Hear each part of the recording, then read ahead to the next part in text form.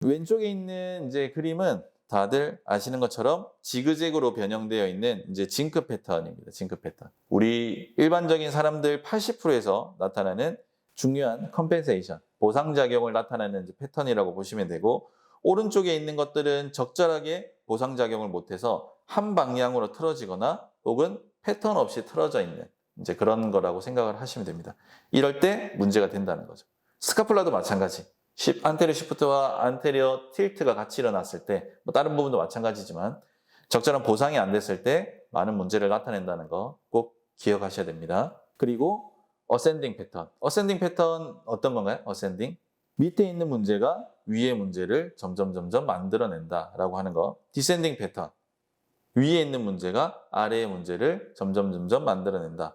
보호 스트링 어떤 걸까요? 오스테오에서 보호 스트링이라고 하는 거는 사람 몸을 측면에서 봤을 때 이 활이라고 보고 앞쪽에 있는 이제 보호와 스트링에 대한 텐션이 무너지게 되면 아무리 허리 아픈 사람 허리만 치료하더라도 절대 좋아질 수 없다. 이제 이런 것들 이제 곁들여서 생각을 하시면 되고, 그렇기 때문에 앞뒤에 대한 밸런스도 잘 맞아야 된다. 이제 이런 이론들. 그 말은 잘못된 컴pen세이션을 하면 안 되고 이 톤에 대해서도 우리가 밸런스를 잘 맞춰줘야 된다라고 하는 맥락에서 보호 스트링도 떠올려 보셔야 되고, 또 뭐가 있을까요? 우리 몸에 이제 가로로 있는 이제 이런 다이아프램 쪽, 무릎도 마찬가지고 발바닥 쪽도 마찬가지. 우리 몸이 이제 위에서 아래로 형성되어 있는 이런 몸을 가로로 보강해 주는 게 이제 다이아프램이잖아요. 그래서 다이아프램에 대한 밸런스들, 다이아프램에 대한 톤들, 다이아프램에 대한 위치들도 고려하셔야 됩니다. 그런 것들이 다 종합적으로 잘 구성이 되고 조절이 되어져야 우리 몸에 밸런스가 유지되어 있을 수 있다라고 하는 것들. 그리고 또 어떤 게 있을까요? 캔달에서 보고 있는 앞에서 뒤에서 커브가 어떻게 나와 있는지 들어가 있는지에 따라서 또 구분하는 그런 것들도 있겠죠. 그리고 옆으로 얼마만큼 나와 있고 들어가 있는지, 이제 스콜리오시스 같은 경우가 이제 그렇게 되겠죠.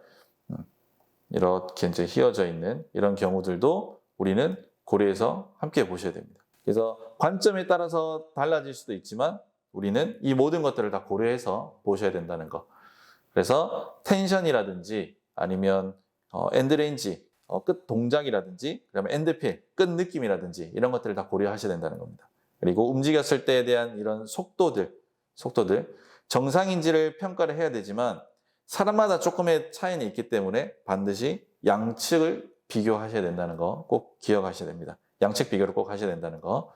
그리고 액티브 패시브 무브먼트에서 우리가 만약에 스파인을 본다. 스파인에 대해서 평가를 한다면 플렉션과 익스텐션을 보겠죠.